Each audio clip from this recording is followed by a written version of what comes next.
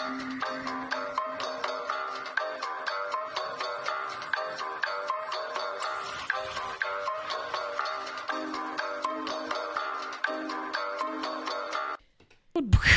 it. Ready, 1, 2, 3. Welcome to Historia. I'm Jamie. Did the microphones get louder, or what? Did I have one on the wrong way or something? I don't know. Are they on right? I don't know. Okay, hi everyone. I'm Kylie. Welcome to the mess of Historia. Yes. So we've had a pretty good last couple of weeks, TBH. Like, Heck yeah. with Barbie, and then we had Titanic for our 100th episode. And now we go to the Oppenheimer. Yes, so we're throwing in that Barbenheimer. You know, we already talked about that. And this is the Heimer part. Yes, and Kylie already saw the movie for it. I have not yet. I am excited for like all the research that I've done so far. Mm-hmm. Just to see like what they did in the movie compared to like what I found. Yeah. Like, granted, I probably didn't do as much as they did. Well, they go into detail about everything. Yeah, and no. I don't expect that. No, there is so much that you can research on him alone, especially when it comes to the physics side of it. I don't understand science. It makes me anxious. That's fair. Well, I'm excited to learn more. Even though I saw the movie, I almost fell asleep. So I'm more awake today. Well, hopefully I don't bore you to sleep. You won't. All right, so let's just jump into this guy. Let's get into the father of the atomic bomb himself, Julius Robert Oppenheimer. Okay. So before we get started, let's go over where I got my information this week, of course. So I kind of find it hard to get like a descriptive detail on his life, like in depth, because most of like the information that I found was just like more on like the scientific and like the laboratory side of it and whatnot. Like when it came down to just like how he was feeling on this day, it was just hard to come across. That makes sense. I found what I could. Okay.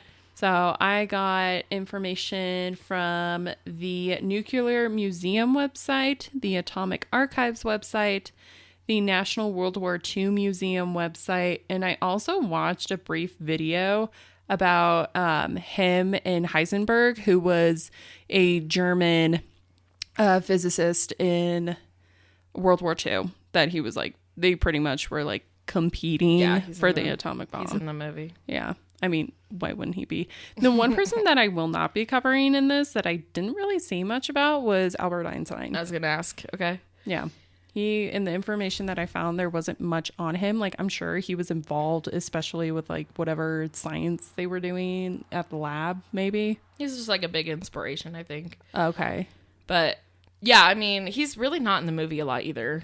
Just a couple scenes. Yeah. But. So, I mean, like, Einstein was around that time, so of course they're going to use him, especially with them being in similar fields. So. Yeah. But yeah, like my information, there wasn't really a lot that had his involvement in it. I mean, pretty much all that I found is that they each received a certain award. Okay. So, cool. But so I watched a video from the Imperial War Museum website as well that pretty much went into depth between the race for the atomic bomb in World War II, which was actually very interesting. I highly recommend watching any type of documentary about the race for the atomic bomb, because it is, you're just like on the edge of your seat of like, who's going to do it, even though you know the answer. But still, because I mean, like, Germany had like 3 years on them almost, technically. Wow. With like the war, like they were a little bit further ahead, even though like the US was still doing the science behind it. Like they didn't really have like that rush of worry until they got into the war about it. But I will go into that further. So let's just get behind the man of the atomic bomb. So born in New York City on April 22nd, 1904, Oppenheimer was born from parents Julius S. Oppenheimer and Ella Friedman. So Julius S. was a textile merchant from German descent, and Ella was an artist of Jewish descent. So they were not going to Germany anytime soon. Yeah, no. From what I found, they were not a very religious bunch, but they did follow the ethical culture society. I don't know if they talk about that, but that was like a huge development for Oppenheimer growing up. This particular society focused heavily on social justice, secular humanism. Academics were very important when it came to this group, and he was just a smart kiddo. Like, he was a very, very smart kid. His education was actually amazing being in this society. And at an early age, Oppenheimer was working with minerals, physics, and chemistry, like at a very young age, like under 10. Yeah. So he was getting a head start in all of this. And of course, there was very minimal knowledge and research on this type of stuff still. So he was just learning as he went as a kid. So he was picking up everything, and I think that's what really helped him progress forward, was getting the basic knowledge at a young age, such a young age, and then building it. They like interview him and he talks about his childhood, but they don't really show anything. Yeah. But yeah, he kind of talks about that a little bit. Yeah. So he was a big science guy.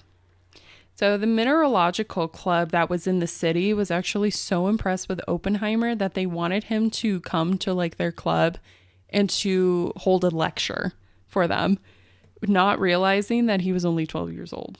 Oh. So they read his paper and was like, oh my God, like, you are making some really valid points. We would love for you to come in and like speak. And he's like, hi, I'm 12. They're like, oh, okay. But I'm smart. But I mean, like, that's just how it was. Yeah. He loved mineralogy, but he also loved poetry. That was a big thing too. So Oppenheimer would go on to become valedictorian for his class in 1921. Nice. So very smart kid. After graduation, Oppenheimer would go on to travel to Germany, but his trip was anything but fun. It was a very bad trip. On this trip, he would contract dysentery. Oh. I don't even know how he did that, but he did. Yikes. So probably drank some bad water. Yeah. So he would be brought back to the States and would be forced away to enroll into Harvard. So he was going to enroll that like fall, but he had to wait pretty much a whole year to enroll into Harvard because he was so sick. Dang. Like, he was like bedridden sick. Wow. So he could have died. It was the summer of 1922 that his parents offered to send him for the summer down in New Mexico to try and seek better treatment, because that was like a huge thing in like Arizona and New Mexico, where a lot of like, especially his family and like the society that they were a part of, they were huge on like finding like medicinal use and stuff like that, heal ill like treatments and stuff, because they wanted, like, medical treatment was a thing, but because he was just so sick, they were willing to try everything to get him better. And New Mexico was like a huge spot right now. So they decided to send him down there. It was this summer that Oppenheimer would find a huge love for New Mexico. Like, this was a place that he always wanted to go back to, and he always found himself going back there. He would spend the summer 25 miles from Santa Fe, and he spent a lot of his time regaining his strength, and he actually went horsebacking quite often in the desert. Nice. He would go on like little trail rides and stuff and really appreciated the scenery around him. That following September, Oppenheimer would begin his first year at Harvard University. So bougie. Ooh. In his first years at the university, Oppenheimer would major in chemistry. That was his OG major, but of course, like everybody, you at least change your major 5 times. Yeah. That's on average.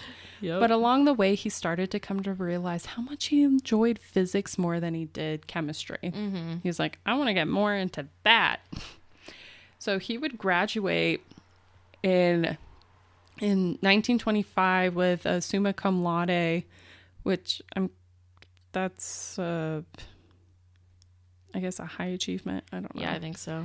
I don't know if he was a part of a fraternity. I'm assuming that's what it was. What that is? I've heard of it, but I don't know what it means. I was never in a fraternity, so my sorority was pretty fake, so we like never did anything. So. So he would quickly, after graduating, he would go to England to start conducting research under J.J. Thomson. He would be at the Cambridge University this time. Mm-hmm. So bougie. The following year, in 1926, Oppenheimer would then move his studies to the University of Göttingen to study under Max Born in theoretical physics. So this is when he started to really develop what type of research he wanted to explore, because he was just doing the general. And then when he started to follow under different researchers and physicists, he was starting to find his like knack of like what he wanted to focus on pretty much. Because there's so many different types of physicists. And I think doing this multiple research, he was trying to find the one that he was really connecting to the most. That makes sense. So, and I mean, a lot of the super smart scientists were not in America. They were over in Europe. So, of course, he would go over there. Of course, yeah. Mm-hmm. He would receive his PhD at the young age of 22. Oh. I feel, well, education was very different then. Wasn't it harder? I mean, it was the 1920s. I mean, it was harder to get into, especially if you're a woman. But it wasn't harder to... But I mean, to be able to get that higher education, because it was like this time period that everything started to really get developed. So, I mean, how much were they going to study when everything at this generation was being explored and discovered and kind of put together? Whereas like, if you go to school now, you're learning what they discovered. That's true. So school is just getting longer. Oh my God, I didn't think of that. Yeah. Wow. I mean, that's why I'm a little terrified of doctors of this time. I'm sure they went to school for a while, but I'm like, they're always discovering new things, especially at this turn of the century. Right. So now you just get to learn more and more. I mean, yeah, like he learned what he could and what he had available, but I mean, he was 100 years ago. Yeah, I mean, he was the father of the atomic bomb. Yeah. Like physicists are learning stuff about him and what he did. Right. And what he discovered through his papers. Yeah.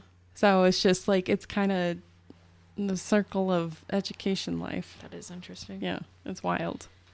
So from here, Oppenheimer would go full gear into his interests in physics and his contributions with his research. In his early years, he would help contribute to the publication on the quantum theory. He was a big quantum guy. I think that's what he ended up focusing on after the war, too. Yeah.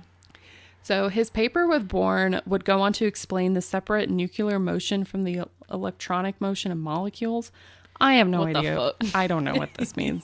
It's all gibberish to me. Yeah, that's how I felt some of the movie. I'm like, huh? Yeah. He's like on the chalkboard, just like... Science is hard. The equations are the hardest. I don't know how I passed chemistry. Bro, I barely passed I only passed chemistry because we got a note card we could write shit on. I didn't even dare try to take physics. No, I would have failed instantly. We took astronomy instead. Oh God, that class. That class was fun. Oh God.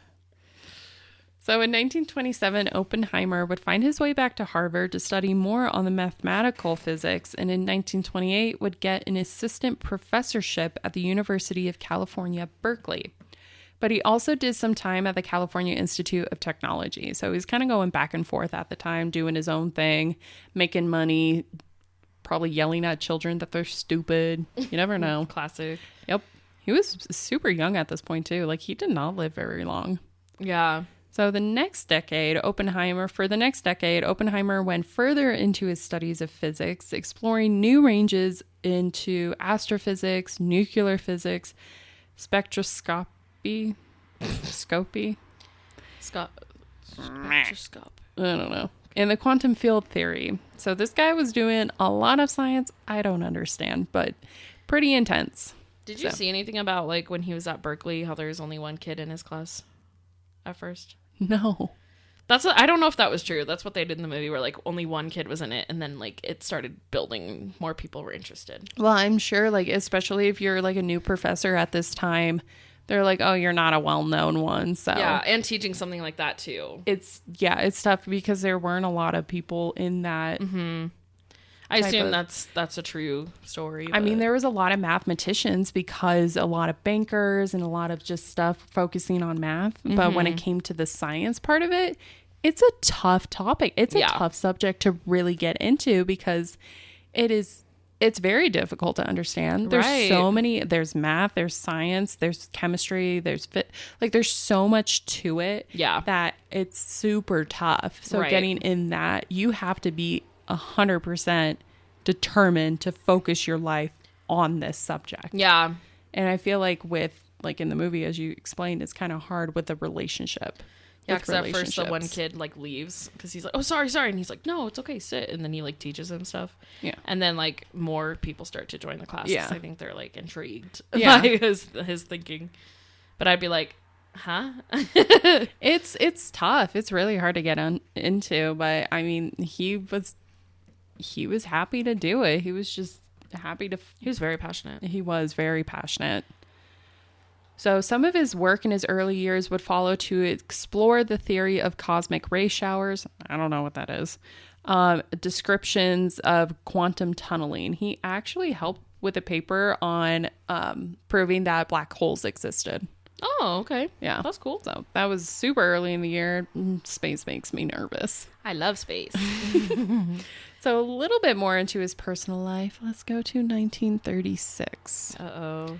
In this time, Oppenheimer would get acquainted with a medical student, John Tatlock.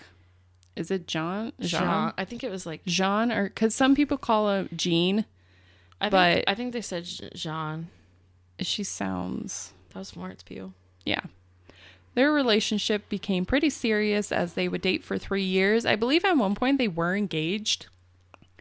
But this woman, she left him. So this woman would introduce Oppenheimer into the political realm. So before her, Oppenheimer did not care for politics. Too busy doing science stuff. What I found in my research is that he didn't even own a radio. He kind of was just he was completely removed from the political and in whole advertisal, just that area. I mean, the whole government. He's got one thing to focus on, Exactly. He was focusing on his studies, and then he ran into her, and she was just like, oh, you got to hear this. Mm-hmm. So she was a part of the, so she was a radical woman who was part of the Communist Party in America, in this certain area of California. And she really opened him to left-wing politics, hard left-wing. And he started to discover more at this point of the Nazi Party in Germany, because he was so focused on his academics, he didn't realize what Germany's ideology was. He was just their what? Because he started to learn more about their intentions, especially the disdain for Jewish citizens, especially because he comes from Jewish descent on his mother's side, even though they never even practiced Judaism. Yeah. He was still just what the fuck? And she really just started to throw it at him. And this would come to bite him in the ass later on, but he pretty much was just acknowledgeable of it. And I even read in some of my research is that even later on he would host parties and stuff where people would, because that was what you did, is that you would throw house parties that they would come and you would all have discussions about it, about these certain political views and stuff like that. A good example, if you really want to see a play, is Marvelous Miss Maisel. I love that show. Yes, her father actually gets kind of caught into a radical movement. And so if you really want to see that, what it was like, you can go check that out. But in the 30s, they were doing that. And with Jean, that's what she kind of threw him into. And that kind of just he was just oh, what? I think he was a little just because he was so infatuated with her that he was I will listen to what you have to say. Yeah. But they had a very interesting relationship. It was kind of it was very rocky, kind of up, down, all around. But eventually she would leave him and just be I'm going, bye. And it was in less than a year. So he was kind of left there in his wallows of just She left me. And then less than a year, Oppenheimer would go on to meet his wife, Kitty, who was also part of the Communist Party at Berkeley. So she was highly left-wing movement, radical, and he just was very attracted to these type of women. So this lady was fucking wild. Yeah. So the same day that she divorced her third husband, she would marry Oppenheimer. So they would, like, as soon as the papers were signed, they went to the courthouse and got married. Was that in the movie? Sort of, yeah. It showed she was like, I don't want to be with him. And he's like, why are you? And she's like, I don't know. And then he's like, let's just run away together, basically. So then they, like, go on horses and get married, yeah. Yeah. But yeah, that was her third husband. So this is her fourth husband. So from the math I have done is that their kid, Peter, was born May of 1941. And her divorce was on November 1st. If you do the math... 1941? Yeah.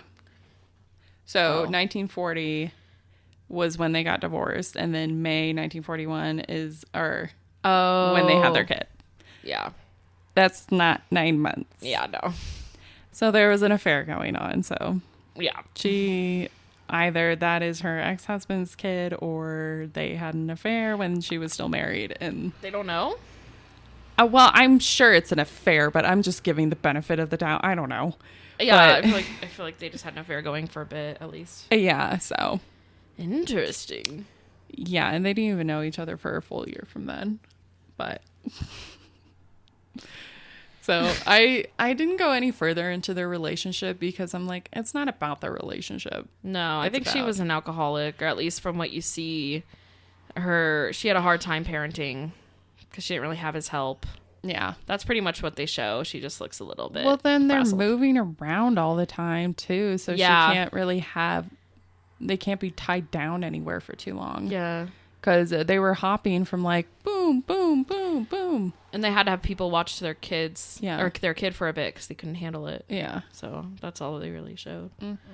But, so yeah, who cares about their relationship? So even though Oppenheimer would go on to marry Kitty, who is a radical left-wing member, Oppenheimer never got heavily involved in the party. He was too busy. He was too busy doing physics shit. No, that's true. But even the FBI would come back and just be like, meh. And he was like, no. They'd be like, meh. It's like, leave me alone. Meh. So in spring of 1941, Oppenheimer started to get into his involvement on the interest of an atomic bomb. He would begin conducting research with Ernest Lawrence. So in October, Lawrence would bring in Oppenheimer to start to reveal just what they kind of had planned, because the atomic bomb had already at this point been like an idea of something that could happen, but nobody had the science or the proper research to really develop one. So it was at this point that like this was very top secret. Like this was not like an open thing to talk about. It was very hush hush.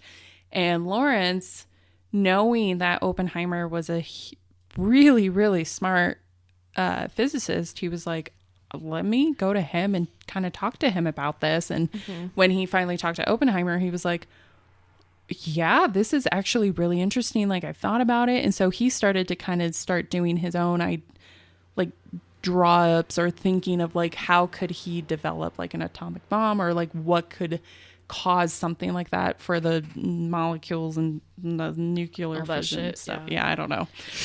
I'm just saying stuff. So the war at this point was in full gear, and the rush to create an atomic bomb was on the rise. So everybody was talking about it. I don't think Japan was, because I don't think so, but definitely Russia, England, Germany, and then the US, even though they weren't in the war, they were doing their own separate research at this point too, because you never know, especially if Germany was getting close. You better believe we're going to get involved for something like that, or help at least. Yeah. So Germany had their baseball team of a bunch of different physicists, and Heisenberg was like at the very top of like the list of just, he was definitely in a lot of control of the German side of it, of trying to develop the bomb. And I believe at this point they discovered that uranium is a huge contribution to creating the atomic bomb. And it is very, very, very rare that there's only so much of it in the entire planet. And so Germany was like a big, or like the middle of Europe was like a huge hotspot for that type of stuff. So they could access it a little bit more, but like going further from there, they were still trying to figure out like how to do it properly. Yeah. Okay. So with this terrified like the allies of them trying to finding out more about what they were, about what Germany was doing. And so England was just like, okay, we have to have some help, because they weren't getting, like, they had a few things, but they weren't moving that far along. And they were worried that Germany was going to get over them and figure it out. And so they're like, okay, we need to go to the Roosevelt administration and talk to them about getting something set up. And that's exactly what England did, or the British allies. So in this report that they would send to the Roosevelt administration, they would request that a project be created where they put together their research that they both have gathered regarding the atomic bomb. So they pretty much were like, hey, we'll share what we have, and then we'll try to combine, and hopefully something clicks and something works, how we can figure this out. And it's a good thing that they did, because it really did help. Yeah. So the team would then go to Oppenheimer. So he's already knowing more about this atomic bomb stuff. And they would go to him and be like, they would request that he become a coordinator on the fast action neutron research. So a part of this. And he's like, sure, like, this is he's like, I'm happy to help. Like, what can I do? Like, tell me what I need to do. I will focus on what I need to, and we will get this atomic bomb created. So he was super excited about it. So Oppenheimer was more excited to broaden his research, and he really wanted to find the science behind it. So for him, like, I feel like it wasn't so much of like the war itself. It was just discovering this, because he was so excited always to come up with new ideas or discover new things, and doing like an atomic bomb that could just be so destructive. He was like, it's wild to think about it. And he was like, I have to be the first to do it. Yeah. He was determined. So Oppenheimer would go on to create a seminar for the group on the outline of the atomic bomb. So he did this whole thing for like the group. So it was a very tight-knit group that only a few knew about this research that were helping conducting it, because they wanted it to be like small and on just very tiny of who knew, especially because it was a government sanctioned area, and then dealing with like the military involved in it as well. So it was very, very tight knit. So people were astonished by his intelligence of this seminar that he hosted, and pretty much all the designs and stuff that he had for the atomic bomb. And especially after the U.S. entered the war, it all became how real to make the first atomic bomb. So after the bombing of Pearl Harbor, they're like, okay, this is getting serious. We really need to crack down on getting this, because we don't know if we're going to have to use it. Right. Because honestly, they didn't really want to use it on Japan. They planned to use it on Germany, because they thought of Germany as the bigger threat. And I'm like, I don't think you realize how terrible the Pacific was. Right. People never remember the Pacific. Yeah. They only remember like Germany or fighting the Germans. That's true. I'm like, that's just wild to me. I'm like, there's so many people that lost their lives in the Pacific, like the Pacific War. It's so sad. So that following year in 1942, it came to Oppenheimer by Vannevar and James Conant that they wanted him to direct a laboratory for the atomic bomb, even with his left-wing political views. So this was a huge problem at first, because they saw how great Oppenheimer was at his job and directing the research into the atomic bomb, that they were like, he has to be in charge of stuff, because he literally took charge of all the research and the direction and stuff. And they're like, okay, he could totally be director. But then, of course, they caught word that like his wife was part of the left-wing political view, and then his ex-girlfriend, and just like hosting the parties and stuff. So they're like, well, I don't know. But then a lot of people like advocated for him of like, no, he's legit. Like he wants to help the US. Like all of his focus is going to be on the research, which it was. Yeah. But of course, like people are going to use his like past or even like his pretty much his wife, like the political side of it against him. Mm-hmm. So, but eventually they convinced like whoever in charge to allow him to be the director of a laboratory. So it was in June of that year, it was then appointed by General Leslie Grove that Oppenheimer be the scientific director of the Manhattan Project. So the Manhattan Project was pretty much the creation, what would be created for the atomic bomb. Mm-hmm. So it was a whole setup for that. So he had a big boy title now. Big boy. He's growing up. Yes, he is. So with the progression of the atomic bomb, they needed a location on where they were going to conduct their research to keep it secure and eventually test if they ever get to that point. So they were looking for a lot of space and a lot of security. So Oppenheimer, with his love for New Mexico, offered that they look there. He was like, hey, I grew up. It's super deserted. Like, there's just nothing in that area. They're like, he's like, I love it. They're like, okay, we'll check it out. So the population was not overcrowded for one. And there was plenty of desert space, which is perfect. Yeah. So they first looked at Jimenez Springs, but they rejected it because there was like a canyon there and it just wasn't really in their favor. So they decided to look elsewhere. So they decided eventually to go with Los Alamos as their location for the laboratory. I've been to Los Alamos. Oh, nice. I didn't realize that it has so much significance. There you go. Next time you go. Yeah, we just went there for an enduro race. Oh. It was cold. Fair. So teaming with the military, there was quite interest going on between the two. They didn't really like each other. The scientists and the military really head-butted against each other. I don't know if they ever show that in the movie, but there was just constant, just like... Yeah, you can see that.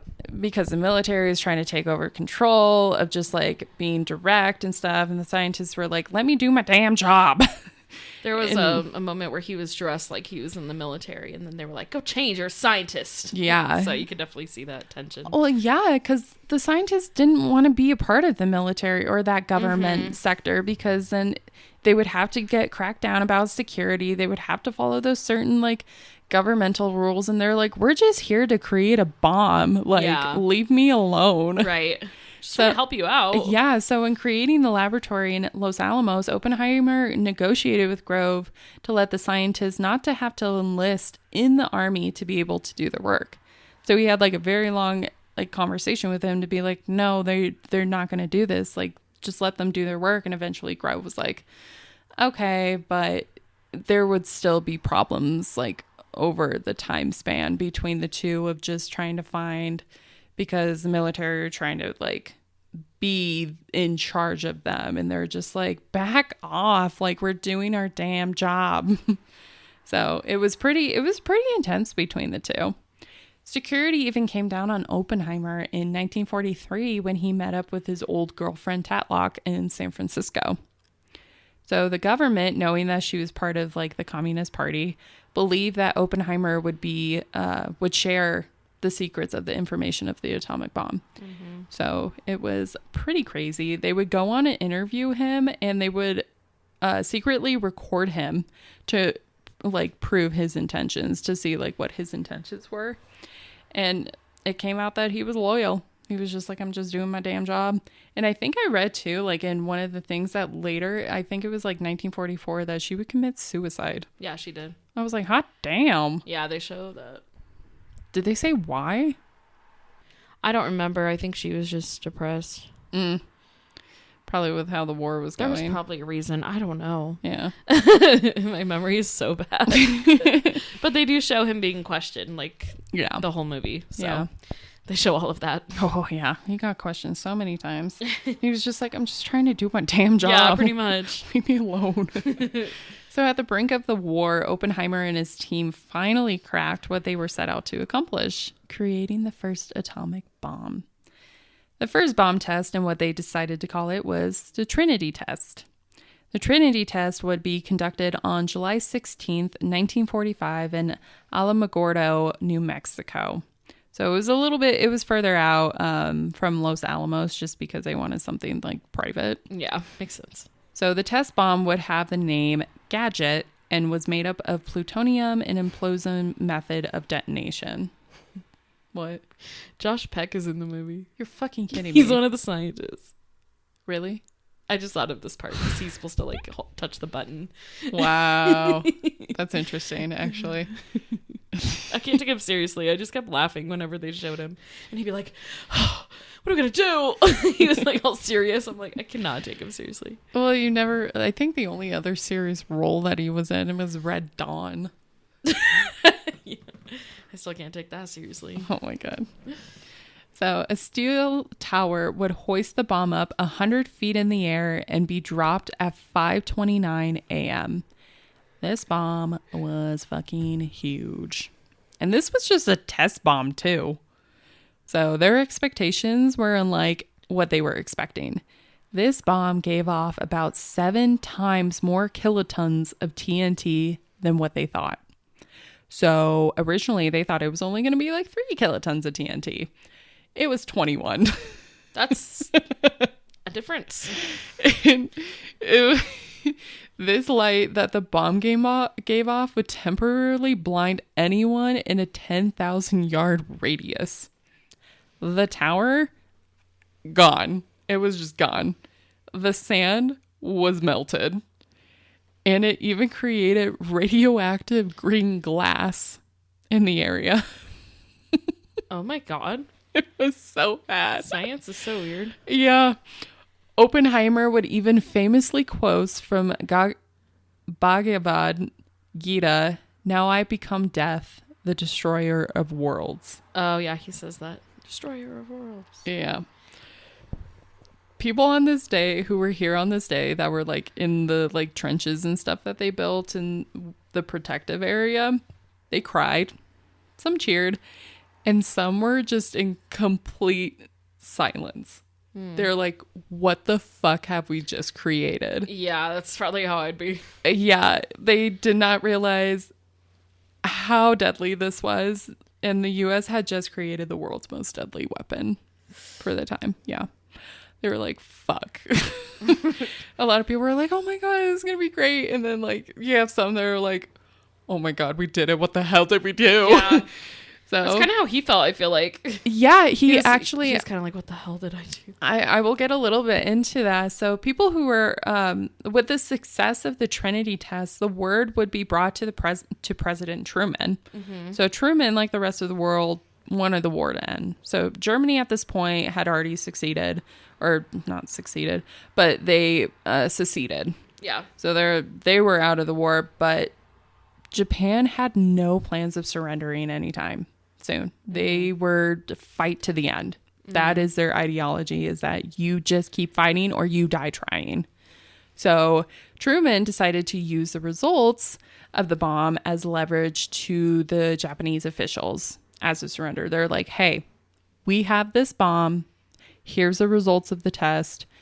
We will drop it if you do not surrender. They're like, fuck you. No.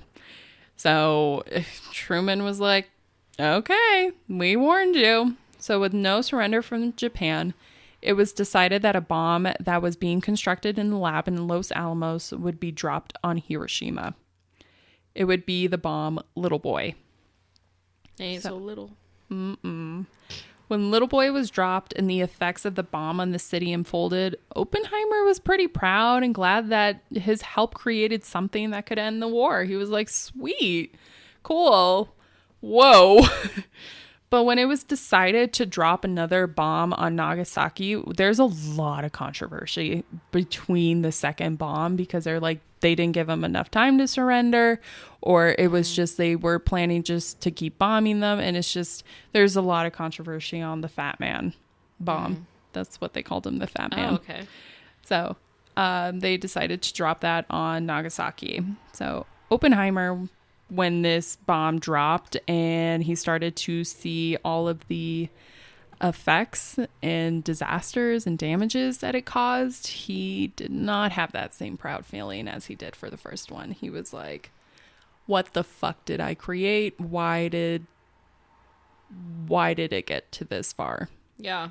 And just the effects of, especially the people who survived, and the lasting damages and health conditions that many of them were going to have. It's like very devastating. You helped with something, but there's also that guilt. Yeah. Of like what you've taken away.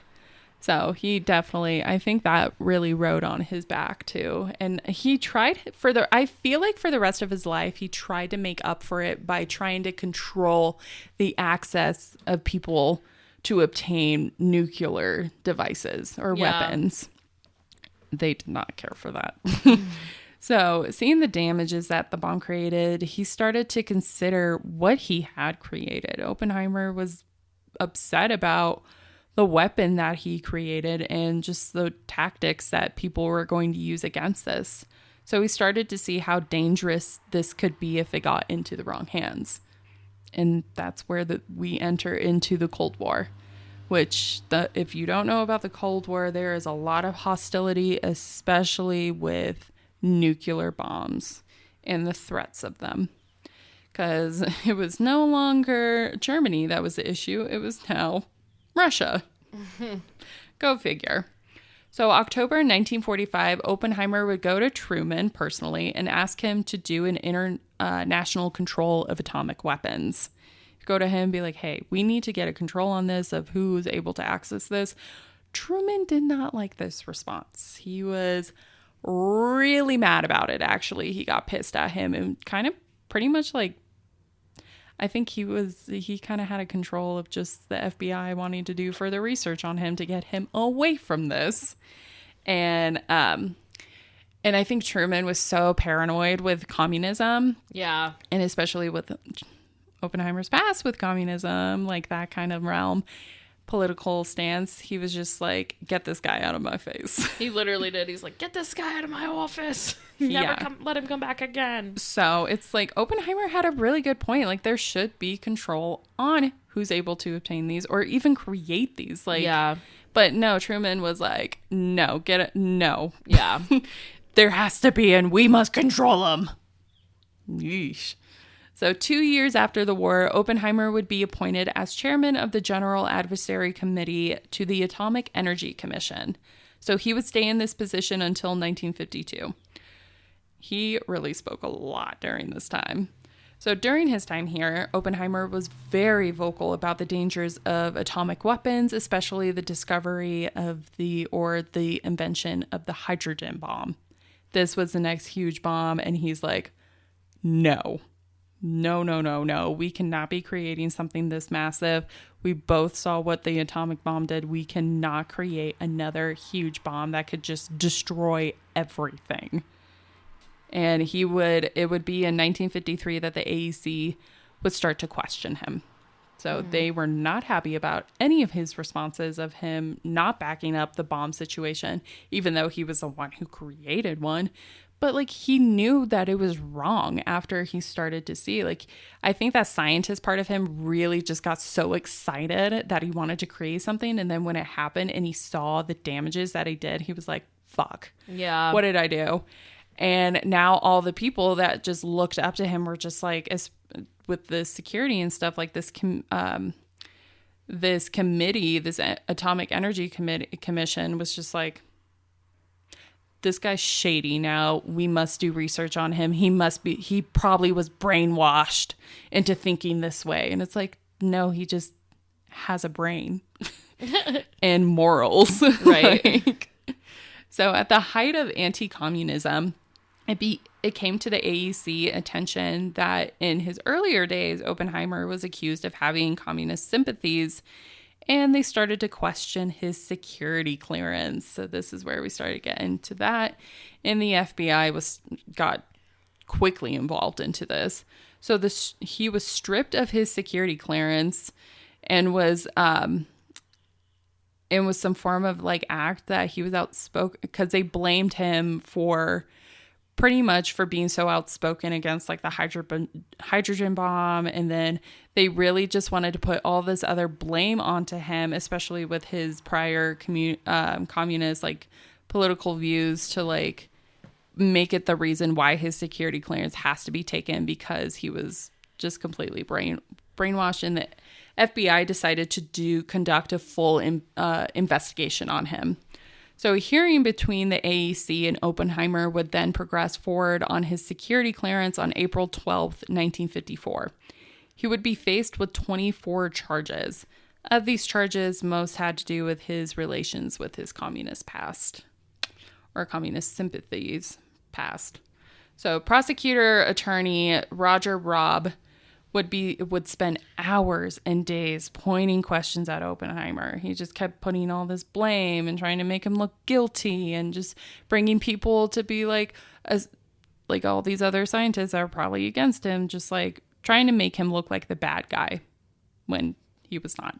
It would eventually come down to a 2-1 vote that Oppenheimer's clearance be revoked. Mm-hmm. So he couldn't work in that organization anymore, or any governmental type organization.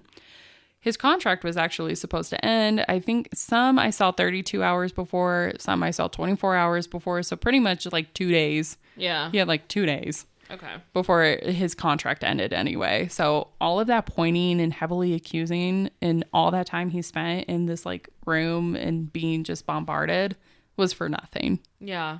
So yeah, this event would leave the scientist community actually really pissed at what the AEC did.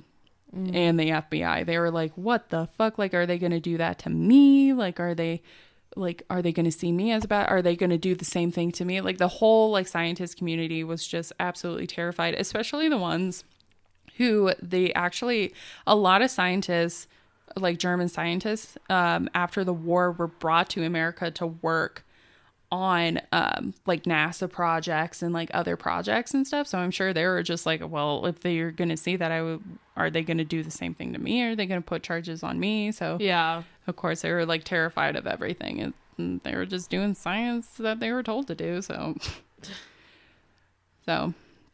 Oppenheimer would eventually leave the public administration area, and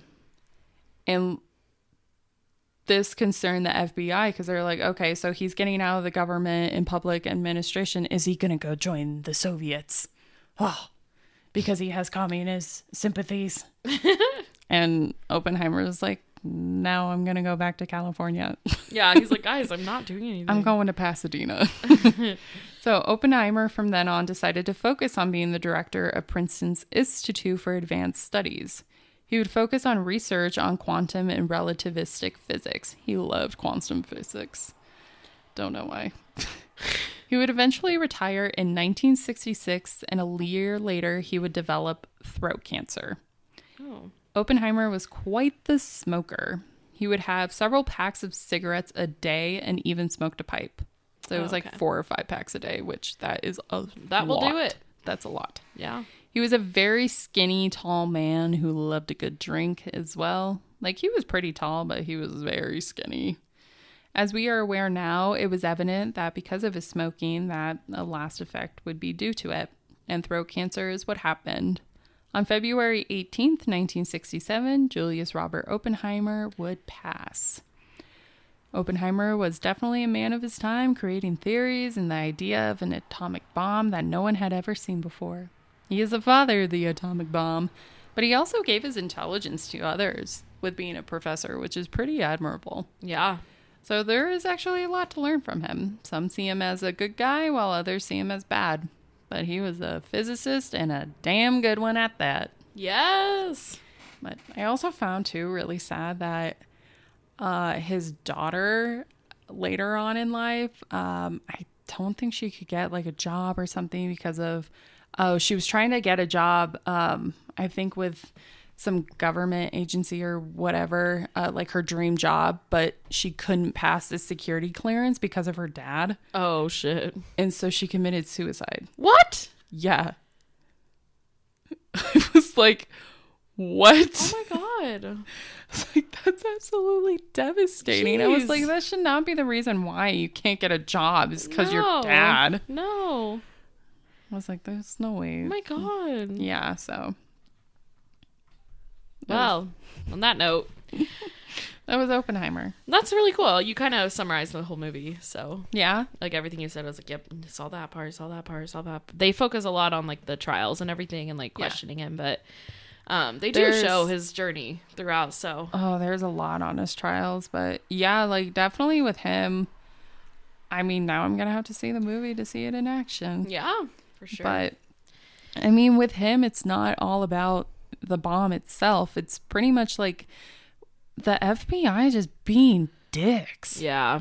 Of just like, he obviously, if you really like look to him, you could see his involvement was 100% on the science. Right. But of course, when you have that much fear mongering going on, yeah, of course they're going to take it seriously to that extent, and they're going to ruin a perfectly good opportunity that he could have taken to extend his experimentations and stuff. But I mean, he was ripe for just really promoting not to have the atomic bomb be just such a heavy thing, or just a hydrogen bomb. Like, why do we need this? Right. You're gonna literally blow up our planet because of it. Yeah. So that's my opinion. It's crazy stuff. Nuclear shit, man. I feel like sounds like a slang word, like nuclear, radical. All right. Well, next week we should be back to our regularly scheduled program.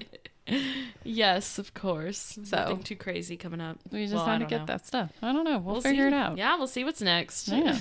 Where can you find us? You can find us on Instagram and TikTok at Historia the Podcast. You can also email us your ideas, thoughts, opinions, anything you want at historiathepodcast@gmail.com. We will catch you next week. We will. So, all right. Bye. I didn't even say bye.